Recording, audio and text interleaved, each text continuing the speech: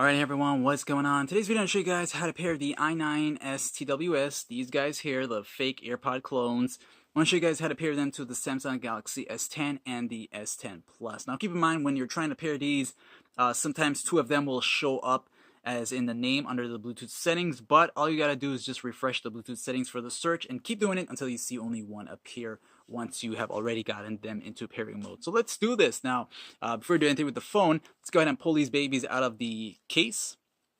And of course, assuming they're fully charged and they're off. And the reason for this is that while they are off, we're gonna hold down onto these two physical buttons that just stick out so much. We'll hold it down. Okay, we're gonna press down on them and get them into pairing mode. So hold it until both of them flash in blue and red. Like this, and let it go. They'll sync to each other. They'll flash in blue twice. Alright, you'll hear it say connected. And then the right side goes into pairing mode. Once you've gotten it to do that, you're on the right track. And now we're going to go into our S10 here. And yes, this is the S10. Alright, we'll go into settings. And notice the whole cutout. That's S10 here for you. We'll go to connections.